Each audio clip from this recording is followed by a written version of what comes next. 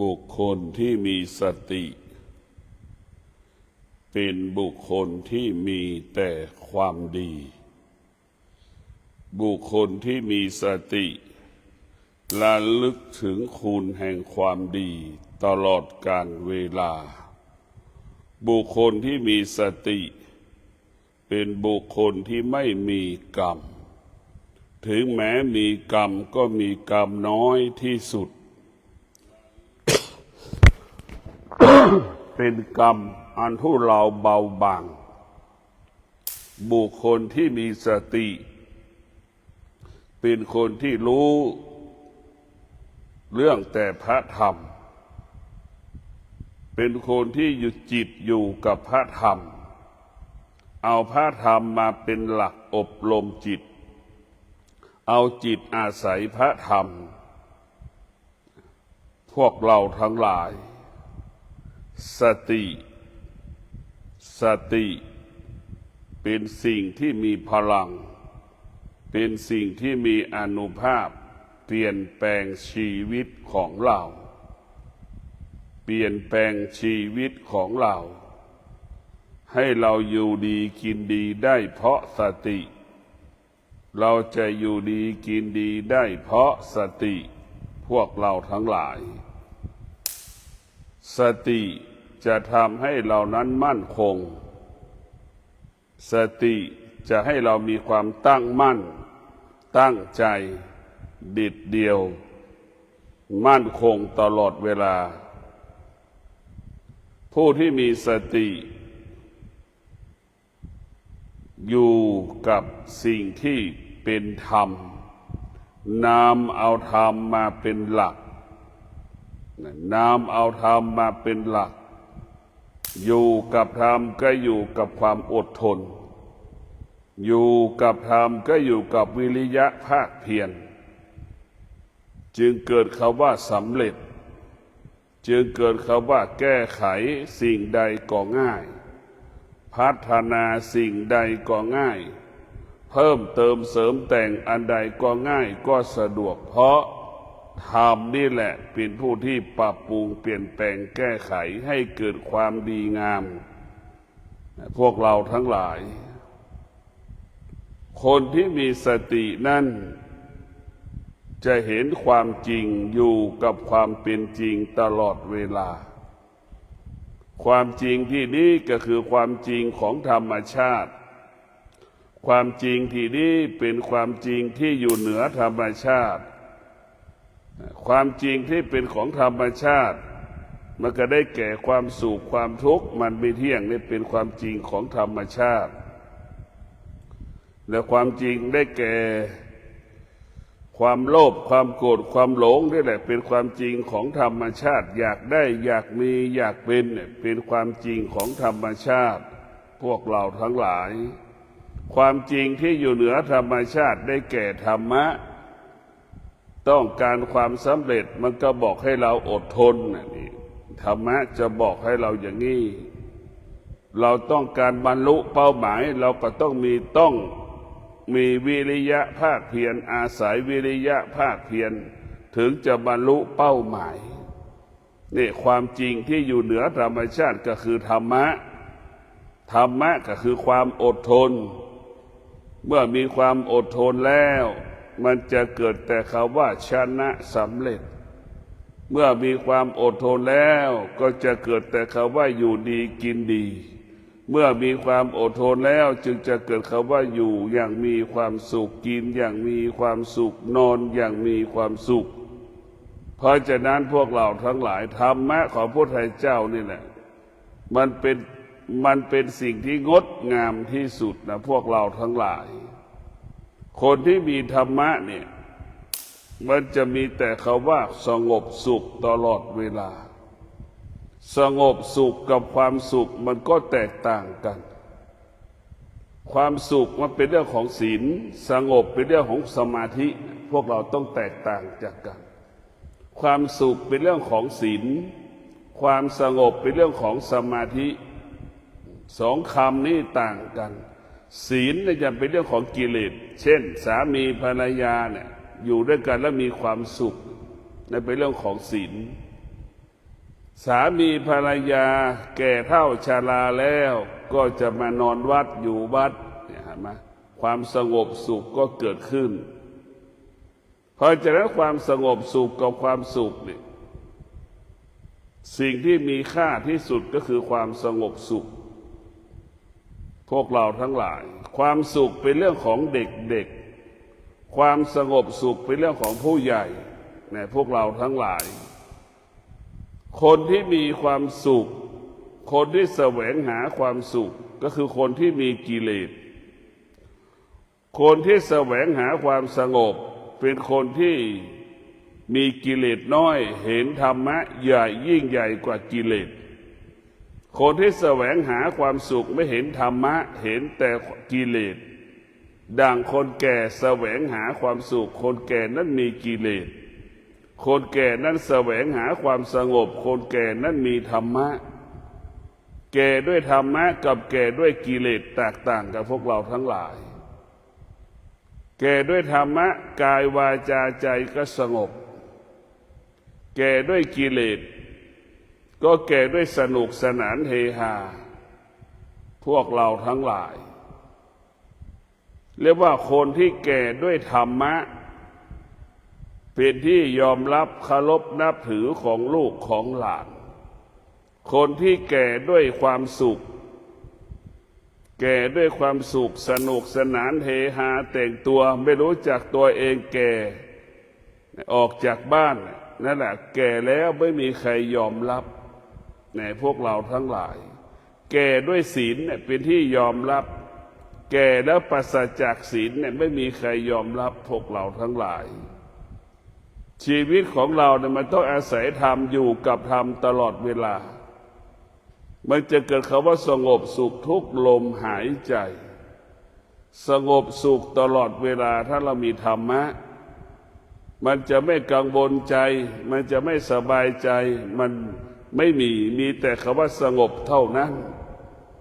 แต่พวกเราทั้งหลายธรรมะของพระพุทธเจ้าก็คือสติสัมปชัญญะให้เรารู้สึกตัวรู้จักตนเองรู้สึกตัวรู้จักตนเองเหมือนเต่ามันมีสติสัมปชัญญะมันรู้จักตนเองว่าขามันสั้นมันเดินได้ช้าเต่ามันรู้จักตนเองเต่านั้นจึงมีสติ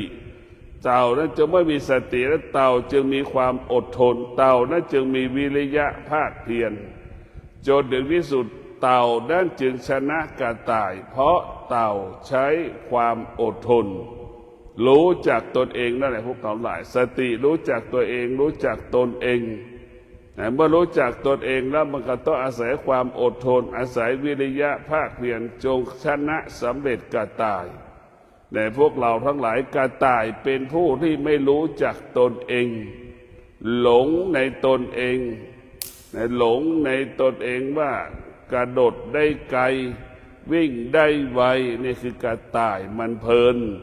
หลับจนเพลินเล่นจนเพลินสนุกสนานจนถึงที่สุดกระต่ายก็พ่ายแพ้เต่าเพราะขาดสติ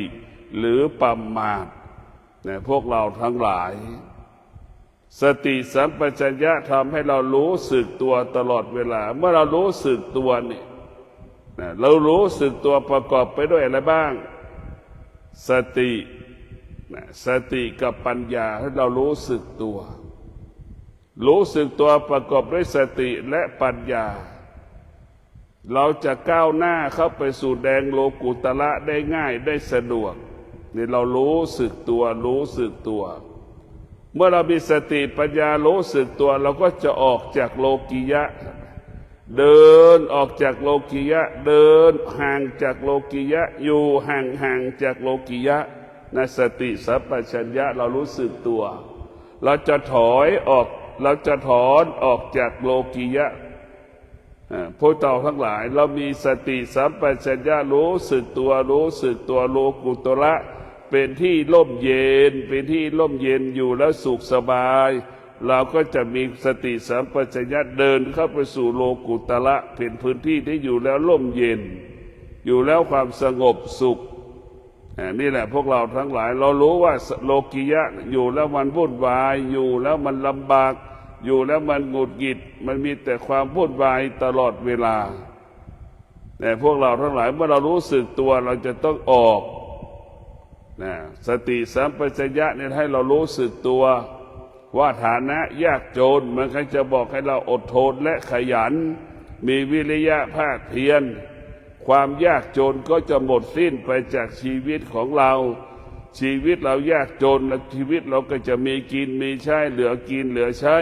ตลอดกาลเวลาก็เพราะ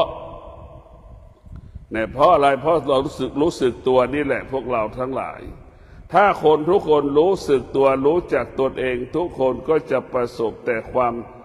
ามสุขความเจริญยิ่งขึ้นไปนะพวกเราทั้งหลายทุกวันนี้เราไม่รู้จักตนเองเมื่อไม่รู้จักตนเองแล้ว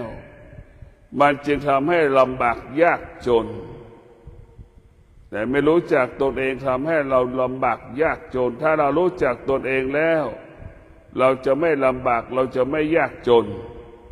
เราจะเป็นคนที่ขยันจะเป็นคนที่อดทนก็มีกินมีใช้มีทรัพย์มีสมบัติแต่พวกเราทั้งหลายต้องมีสติต้องมีสติต้องมีสติขยันอดทนเมื่อเรามีสติขยันอดทนมันจะต่อสู้อุปสรรคปัญหาต่างๆนั้นได้ดังบรรพชนของเราขยันอดทนสร้างถนนขึ้นดอยสุเทพขยันอดทนวิริยะภาคเพียรจึงประสบความสำเร็จในการสร้างถนนขึ้นสู่พระธาตุดอยสุเทพในพวกเราทั้งหลายชีวิตของเราชีวิตของเรานั่นดังที่ได้บอกแล้วว่าอาศัยธรรมะอาศัยธรรมะเมื่ออาศัยธรรมะแล้วคืออาศัยความจริงธรรมะก็เป็นความจริงที่อยู่เหนือธรรมชาติเราธรรมะเมื่อเรามีสติสัมปชัญญะเราก็จะละความโลภความโกรธความหลงละความอยากดับความอยากระงับความอยากอันบ่อนทำลายกายและจิตใจของเราความอยากเป็นบ่อให้เกิดความทุกข์ทั้งสิ้นในพวกเราทั้งหลายความอยากเป็นบ่อเกิดแห่งตัณหาราคะทั้งหลายความอยากทั้งหลายเป็นบ่อเกิดแห่งความทุกข์ทั้งปวงถ้าเราไม่มีความอยากเราไม่อยากเราจะไม่มีความทุกข์นะพวกเราทั้งหลายความอยากนี่แหละทำให้เราเกิดความทุกข์ความอยากมันมีพลังและมันมีอานุภาพดั่งพายุเฮอริเคนมันรุนแรงมากนะพวกเราทั้งหลายความอยากนะพวกเราทั้งหลายไม่ว่าสัตว์ก็ดีไม่มนุษย์ก็ดีถ้ามีความอยากแล้วมันรุนแรงมันไม่กลัวอะไรสักอย่างมันไม่คำว่ากลัวไม่มีกลัวตายก็ไม่มีในพวกเราทั้งหลายจึงฝากให้พวกเราได้ใช้สติสัมปชัญญะสติสัมปชัญญะในการดำเนินชีวิตแต่ละวันเมื่อเรามีสติสัมปชัญญะแต่ละวันแล้วละกายวาจาใจเราก็สะอาดกายวาจาใจเราก็หมดจดผ่องใสการดำเนินชีวิตแต่ละวันเรามีอาศัยธรรมเรามีธรรมเราอาศัยธรรมเรามีธรรมกายวาจาใจเราก็สะอาดเหมือนเราอาบน้ำทุกวันอาศัยสบู่อาบน้ำทุกวันอาศัยสบู่แปรงฟันทุกเช้าอาศัยยาสีฟันนั่นแหละคือกำจัดชำระล้างปากเราพวกเราทั้งหลายล้างหน้าทุกวันนั่นแหละคือกำจัดชำระล้างหน้าของเราพวกเราทั้งหลายธรรมะก็เปรียบเสมือนเครื่องนี่แหละกำจัดชำระล้างเหมือนผงซักผ้าสบู่ยาสีฟันนั่นแหละคือธรรมะกิเลสทั้งหลายก็คือสิ่งที่มันเปิดเปื้อนเกาะทำกิเลสทั้งหลายก็เหมือนขี้ตานั่นแหละเหมือนขี้จมูกนั่นแหละเราก็ต้องเอากำจัดชำระมันล้างให้มันให้สะอาดในพวกเราทั้งหลายชีวิตของเรานั้นต้องประกอบไปด้วยธรรมเมื่อเรามีธรรมเราจะไม่มีความโลภเมื่อเรามีธรรมแล้วเราจะมีความมีเมตตาเมื่อเรามีธรรมแล้วเราจะเสียสละนี่คือเป็นกฎของธรรมะธรรมะจะให้เราเมตตาต่อกันและกันเมตตาต่อกันและกันธรรมะจะให้โอกาสคนที่หลงผิดทำผิด ให้โอกาสคนที่หลงผิดทำผิดได้เริ่มต้นชีวิตใหม่มันจะเกิดคำว่าเมตตาให้โอกาสนั่นแหละคือธรรมะพวกเราทั้งหลายบุคคลที่มีสติแล้ว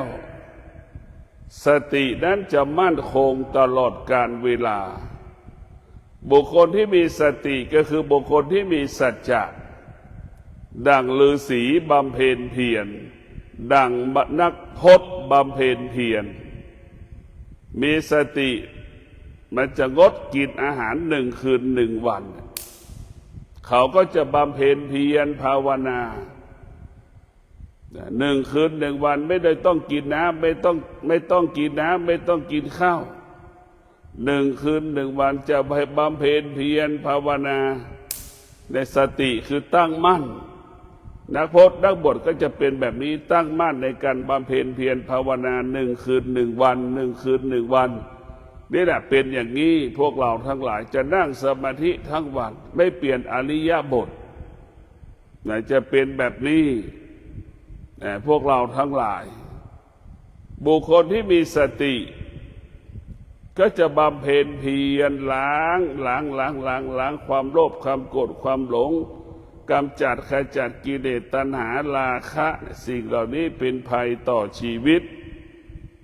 ราคะทั้งหลายเป็นภัยต่อชีวิตราคะทั้งหลายเบียดเบียนชีวิตราคะทั้งหลายเบียดเบียนทรัพย์สมบัติราคะทั้งหลายเบียดเบียนอาชีพหน้าที่การงานแต่พวกเราทั้งหลายราคะก็คือไฟมันจะเผาเราตลอดเวลาทุกคนก็รู้จักว่าไฟเป็นลักษณะแบบไหนเราไปเหมือนเราเอาไฟไปเผาขยะนะพวกเราทั้งหลายเมื่อเอาไฟไปจุดเผาขยะไฟมันร้อนขนาดไหนขยะมันเป็นลักษณะแบบเราก็รู้เหมือนไฟไหม้บนภูเขานะพวกเราทั้งหลายราคะคือไฟมันร้อนพวกเราทั้งหลายไฟมันร้อนจึงฝากให้เราได้พิจารณาว่าราคะคือไฟเราจำเป็นต้องใช้สติคือน้ำดับไฟสติเปรียบเสมือนน้ำเอามาดับไฟพวกเราทั้งหลายความโลภความโกรธความหลงระงับยุติไปด้วยสติเท่านั้นสติก็คือน้ำพวกเราทั้งหลายไปดับระงับยุติความโลภความโกรธความหลงความโลภความโกรธความหลงอันเป็นไฟ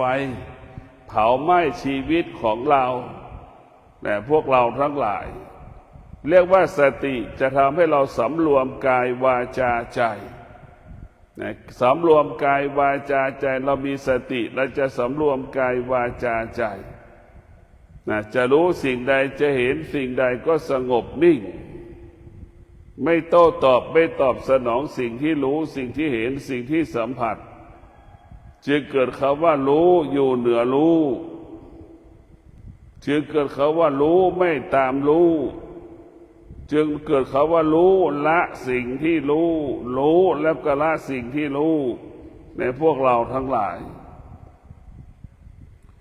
หลักการธรรมะภาคปฏิบัติก็มีแต่สติเท่านั้นแหละพวกเราอย่างที่บอกแล้วว่าสามีมีสติภรรยาก็มีความสุขเนี่ยมันเป็นกฎของมันภรรยามีสติสามีก็มีความสุขพ่อแม่มีสติลูกก็มีความสุขเนี่ยพวกเราทั้งหลายลูกมีสติพ่อแม่ก็มีความสุขพวกเราทั้งหลายนี่คือความจริงความจริงเท่านั้นถ้ามีธรรมะมันคือความสุขตลอดเวลาแต่พวกเราทั้งหลายต้องมีสติเนี่ยเป็นหลักที่จะพัฒนาชีวิตของเราเป็นกฎที่จะแก้ไขชีวิตของเราคือสติสามีมีสติสามีนั้นก็จะเป็นผู้ที่มีความอดทนเป็นผู้ที่มีวิริยะภาคเพียรในการปฏิบัติหน้าที่ประกอบอาชีพสามีก็ปฏิบัติหน้าที่ประกอบอาชีพจนที่สุดก็ต้องประสบแต่คำว่าสำเร็จประสบแต่คำว่าสำเร็จ พวกเราทั้งหลายสามีที่มีสติแล้วอยู่กับภรรยาภรรยาอยู่กับสามีจนแก่จนเฒ่านะบุคคลที่อยู่กันจนแก่จนเฒ่าคือบุคคลนั่นแหละมีสติอยู่ด้วยการประสบปัญหาอยู่ด้วยการได้เกิดปัญหาถ้ามีสติมันจะบอกให้เราอดทนอดทนอดทนมีสติบอกให้เราวิริยะภาคเพียรมาให้มีสติบอกให้อภัยให้อภัยซึ่งกันและกันนั่นแหละคือสติดังพวกเราทั้งหลายดังผู้เฒ่าผู้แก่อยู่กันจนแก่เฒ่าชราเพราะมีสตินี่แหละมีสติอยู่ในความจริงสติน่าจะอาศัยศีลทั้ง5 ข้อมาเป็นหลักการอบรมสั่งสอนการเป็นสามีภรรยาเนี่ยเอาศีล5มาเป็นหลักการอบรมสั่งสอนการเป็นสามีภรรยานี่แหละคือมันเห็นได้ชัดพวกเราทั้งหลายเขาว่าไม่ดีสามีไม่ดีสามีคือล่วงละเมิดศีลเนี่ยคำว่าภรรยาไม่ดีเกิดเมื่อภรรยาล่วงละเมิดศีลอันนี้คือเป็นหลักการปกครองเป็นหลักการอบรมเราจะรู้ทุกคนพูดเรื่องศีล5ทุกคนก็จะรู้อยู่จิตทุกคนมันไม่มีใครปฏิเสธพวกเราทั้งหลายสติได้จะทำให้อยู่กับศีลเช่นสติสามีมีสติมันจะบังคับให้คนนั้นรักษาศีลทั้ง5 ข้อให้คนนั้นดำรงตนด้วยศีล5 ข้อดังสามีดำรงตนด้วยศีล5 ข้อก็ทำให้ศักดิ์ชีวิตคู่ครองหรือการครองเรือนก็มั่นคงการครองเรือนก็ปลอดภัยดังสามีภรรยาคู่ไหนที่ประกอบด้วยศีล5แล้วมีความสุขตลอดเวลาคนที่มีศีล5คือจะคนที่ไปวัดมาตลอดเวลาระลึกถึงธรรมะตลอดเวลาให้ทานตลอดเวลาแจกทานตลอดเวลานั่นคือคนที่มีศีลทั้ง5 ข้อจะวกวนไปวนมาพวกเราทั้งหลายคนที่ไม่มีศีลทั้ง5 ข้อขาดสติแล้วไม่มีศีลไม่รักษาศีลมีแต่สนุกสนานเฮฮาสนุกสนานเฮฮาเท่านั้นพวกเราคนที่มีสติกับคนขาดสติก็แตกต่างกันชีวิตของเราเมื่อมันมีธรรมมันก็มั่นคงดังผู้เฒ่าผู้แก่มีธรรมะก็คือสติอดทนมีสติอดทนอยู่ร่วมกันจนแก่เฒ่าชราเห็นว่าคนที่ขาดสติแต่งงานไม่ถึงเดือนแต่งงานไม่ถึงปีก็จะแตกแยกหย่าร้างกันพวกเราทั้งหลายนั่นแหละเมื่อขาดสติก็ขาดความมั่นคงเมื่อขาดสติก็ไม่มีความอดทนเมื่อขาดสติก็ขาดวิริยะภาคเพียรจนถึงที่สุดอยู่ร่วมกันไม่ได้พวกเราก็เห็นอยู่ที่เป็น2 อย่างคนที่มีสติคือคนที่มีความอดทนอยู่จนแก่เฒ่าชรานั่นแหละคนที่มีสติสติก็มีอาศัยธรรมะถ้าขาดสติมันจะอาศัยอารมณ์ความรู้สึกมันไม่พอใจมันไม่แคร์ความรู้สึกบุคคลที่มีสติจะแคร์ความรู้สึกจะคิดจะพูดก็คิดถึงบุคคลที่อยู่กับเช่นสามีจะคิดจะพูดสิ่งใดมันก็จะมีสติในการพูดมีสติในการสื่อสารคนสักภรรยาผู้ฟังแล้วมีความสุขฟังแล้วพร้อมที่จะแก้ไขปรับปรุงเปลี่ยนแปลงที่สามีบอกนี่แหละคือสติจะทำมันนิ่มมันนุ่มพวกเราทั้งหลายภรรยามีสติจะพูดจะอะไรไปแล้วบอกให้สามีก็พูดแล้วสามีก็มีความพร้อมที่จะเปลี่ยนแปลงพร้อมที่จะฟังแล้วพร้อมที่เปลี่ยนแปลงชีวิตนั่นแหละคือสติพวกเราทั้งหลายมันจะเกิดความสมดุลสมบูรณ์มันจะไม่ให้คนใดคนหนึ่งเสียใจร้องไห้เสียใจจะไม่ซ้ำเติมกันให้โอกาสกันให้โอกาสแล้วให้เมตตานั่นแหละพวกเรามีสติเป็นผู้มีเมตตาให้โอกาสคนที่หลงผิดทำผิดหรือคนที่กำลังจะทำผิดนั่นแหละให้โอกาสเขาได้เริ่มต้นชีวิตใหม่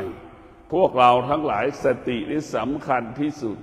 เหมือนเราอยู่ทุกวันนี้ทหารไทยเรากับทหารเขมรเนี่ยต่างคนต่างใช้สติใช่ไหมต่างคนต่างใช้สติต่างคนอาศัยสติ ต่างคนต้องใช้ความอดทนถึงมันถึงจะอยู่ร่วมกันได้ถึงไม่มีปัญหาต่อกันเนี่ยระหว่างทุกวันนี้ต่างคนต่างมีสติพวกเราทั้งหลายเมื่อมีสติมันก็ไม่มีเรื่องไม่มีเหตุการณ์ใดๆทั้งสิ้นพอเราขาดสติเมื่อไหร่แต่พอขาดสติเมื่อไหร่มันจะขัดแย้งกันทันทีแตกแยกกันทันทีมีเรื่องกันทันที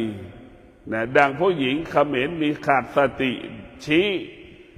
เอามือชี้หน้าทหารไทยเห็นไหมมันจึงเกิดปัญหาขึ้นเมื่อวานนี้พวกเราทั้งหลาย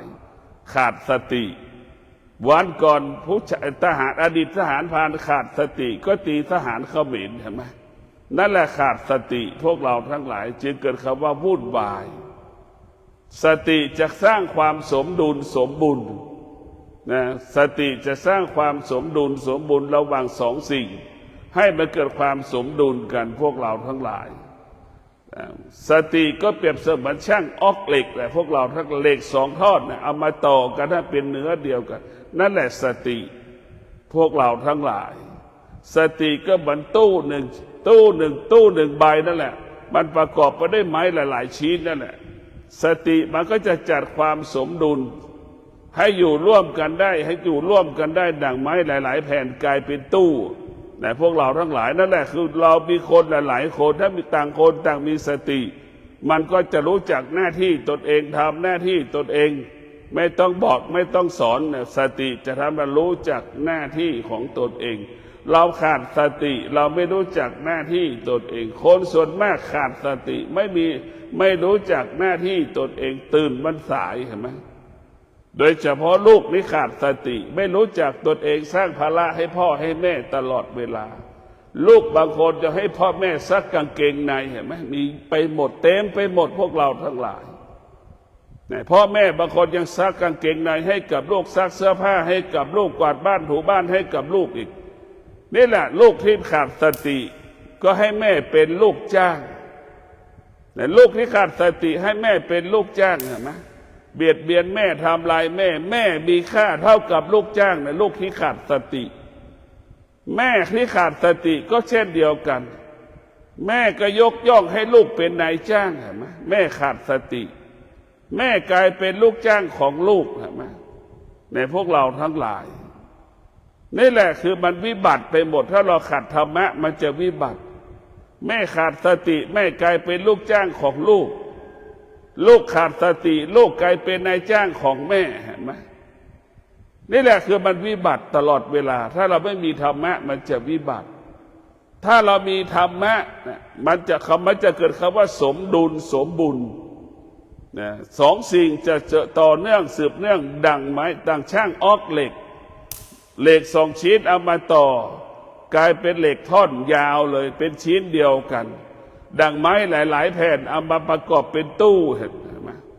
นั่นแหละพวกเราทั้งหลายนั่นคือธรรมะจะสร้างความสมดุลให้กับกลุ่มคนที่อยู่ร่วมกันให้เกิดความสามัคคีกันถ้าเรามีสติเราไม่จะมีความสามัคคีนะพวกเราทั้งหลายเรามีสติมันจะเกิดคำว่าสามัคคี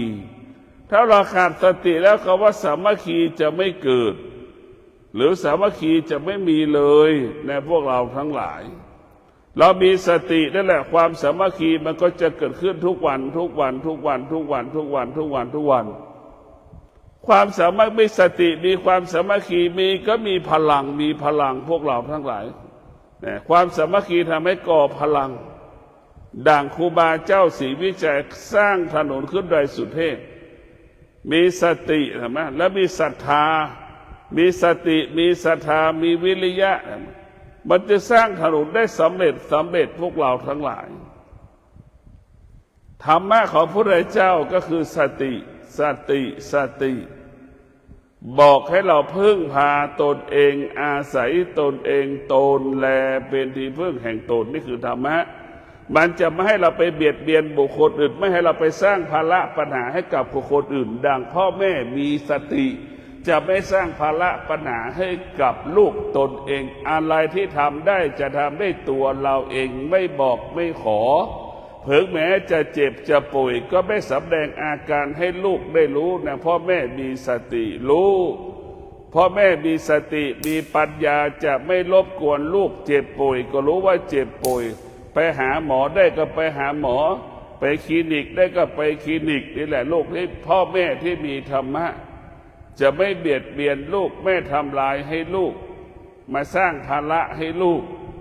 เพราะฉะนั้นพวกลูกคนไหนเพราะสังเกตดูที่พ่อแม่มีธรรมะเราจะให้พ่อแม่บอกและขอเราคอยถามพ่อแม่ตลอดเวลาว่าแม่จะเอาอะไรแม่จะทำแบบไหนเจ็บป่วยเมื่อยไข้ยังไงเราต้องสอบถามตลอดเวลาลูกที่มีสติจะเป็นลูกที่สนใจใส่ใจพ่อและแม่ตลอดเวลาในพวกเราทั้งหลายลูกที่ขาดสติไม่สนใจพ่อแม่จะเป็นอะไรก็ช่างมันพ่อแม่เจ็บป่วยไม่มีค่าไม่มีความหมายสำหรับลูกเลยลูกไม่สะเทือนไม่หวั่นไหวยามที่พ่อแม่เจ็บป่วยลูกที่ขาดสติตรงกันข้ามลูกที่มีสติพ่อแม่เจ็บป่วยลูกสะเทือนหวั่นไหวตลอดเวลาเศร้าโศกเสียใจอาลัยอาวรณ์สงสารพ่อแม่ยามที่พ่อแม่เจ็บป่วยลูกที่มีสติจะเป็นเช่นนี้สนใจใส่ใจพ่อแม่ยามที่พ่อแม่ปกติไม่เจ็บไม่ป่วยก็ให้ข้าวปลาอาหารไปมาหาสู่ตลอดเวลาลูกที่มีสติตอนที่พ่อแม่เจ็บป่วยลูกที่มีสติก็ให้ความสำคัญกับพ่อกับแม่ดูแลพ่อแม่เป็นอย่างดีพะเนาพะนอพ่อแม่สนใจใส่ใจคำพูดที่พูดไปให้กำลังใจพ่อแม่ในพวกเราทั้งหลายลูกที่มีพลังลูกนั้นมีอานุภาพมากมายมหาศาลคำพูดของลูกมีพลังและมีอานุภาพ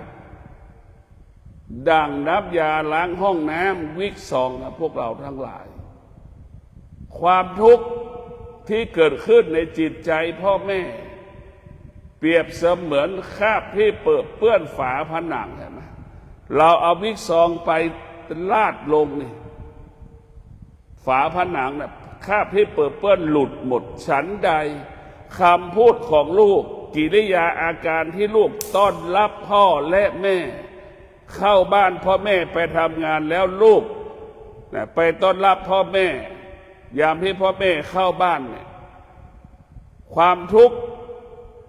ของแม่ก็หลุดไปตกไปในพื้นดินไม่ขึ้นมาบนบ้านแล้วนะคำพูดของลูกมีพลังให้แม่พ้นทุกข์ได้ให้แม่มีกำลังใจได้ในพวกเราทั้งหลายให้แม่หายเหนื่อยได้เพราะฉะนั้นลูกได้มีพลังและมีอานุภาพยิ่งกว่าหมอยิ่งกว่าพยาบาลยิ่งกว่ายาอีกนะพวกเราผู้เป็นลูกทั้งหลายต้องมีบทบาทก่อกับพ่อกับแม่แค่กิริยาอาการนอบน้อมเคารพพ่อแม่แค่นี้แหละพ่อแม่ก็มีความสุขหายเหนื่อยได้คำพูดที่เราพูดไม่กี่คำแม่ก็สะเทือนใจแม่สามารถเปลี่ยนแปลงจากความทุกข์เป็นความสุขได้ด้วยคำพูดของลูกนี่แหละพวกเราทั้งหลายลูกที่มีสติได้กระจายดังที่บอกเราว่าจะแคร์ความรู้สึกของพ่อของแม่ให้ความเคารพย่ำเกรงพ่อแม่ตลอดเวลาลูกที่มีสติเคารพรักให้เกียรติแม่ตลอดเวลาลูกที่มีสติลูกที่มีสติก็จะสนใจใส่ใจอาหารการกินพ่อแม่อย่างไม่ให้อดไม่ให้อยากไม่ลำบากแต่ลูกที่มีสติก็ขยันอดทนเพื่อจะมีแม่เอาเงินมาเลี้ยงแม่เอาเงินมาให้แม่นะลูกที่มีสติมันจะอยู่แบบนี้คิดแบบนี้ตลอดพวกเราทั้งหลายก็มีลูกจำนวนมากที่ยากจนที่ครอบครัวยากจนออกบ้านมาเนี่ยพวกเราทั้งหลายสร้างชีวิตยอมทุกอย่างยอมทุกอย่างพวกเราทั้งหลายลูกบางคนก็ยิ่งกว่าทหารพรานอีกยิ่งทหารที่รักชาติอีกพวกเราทั้งหลายเสียสละทุกอย่างให้กับแม่ตนเองเสียสละทุกอย่างให้กับครอบครัวตนเองให้อยู่ดีกินดีตัวเองจะเป็นแบบไหนก็ไม่กลัวเลยนะมีผู้หญิงบางกลุ่มก็พลีชีพเพื่อพ่อเพื่อแม่ในพวกเราทั้งหลายพลีชีพเพื่อพ่อเพื่อแม่เพื่อครอบครัวนี่ยิ่งใหญ่มากธรรมะทำให้เราเสียสละพวกเราทั้งหลายต้องมีสติโดยเฉพาะพ่อแม่ต้องเอาธรรมะไปเครื่องอบรมจิตลูกบอกให้ลูกอาศัยสติคือความจริง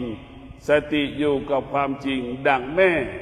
คิดถึงลูกตลอดเวลานี่คือความจริงสติเปรียบเสมือนแม่แต่แม่จะอยู่กับความเป็นจริงระลึกถึงลูกตลอดเวลามื้อข้าว3 มื้อก็คิดลูกตัวจะทำอะไรให้ลูกกิน3 มื้อเห็นไหมจะทำให้ลูกอะไรได้กินอาหารอร่อยได้คือแม่อยู่กับความเป็นจริงนี่แหละคือแม่คือสติอยู่กับความเป็นจริงส่วนจิตนั้นแปลสภาพตลอดเวลานะจิตนั้นแปลสภาพตลอดเวลาจิตก็คือลูกพวกเราทั้งหลายจิตก็คือลูกคิดถึงแม่แค่บางเวลานั่นแหละคือจิตเปรียบเสมือนลูกคิดถึงแม่บางเวลาเห็นไหมไปข้างหน้าไปเรื่อยไปเจอเพื่อนก็ไปต่ออีกไปเจอเพื่อนก็ไปต่ออีกเห็นไหมเหมือนคืนนี้เช้านี้เวลานี้ลูกบางคนยังไม่ยอมกลับบ้านไปต่อตรงนั้นอีกไปต่อตรงนั้นอีกไปร้านตรงนั้นต่อเห็นไหมนี่แหละพวกเราทั้งหลายลูกที่ขาดสติมันก็จะหลงทางหลงผิดอยู่ในวงเวียนสิ่งที่เป็นสิ่งเสพติดอยู่ในสิ่งเสพติดอยู่ในวงอโคจรแต่พวกเราทั้งหลายลูกที่มีสตินั่นจะอยู่ห่างสิ่งที่เป็นอโคจรไม่อยู่ใกล้สิ่งที่เป็นอโคจรแต่พวกเราทั้งหลายลูกที่มีสติจะอยู่กับพ่อกับแม่ไปมาหาสู่พ่อแม่ลูกที่มีสติจะกินข้าวกับพ่อกับแม่ตลอดเวลาลูกที่ขาดสติไม่กินข้าวกับพ่อกับแม่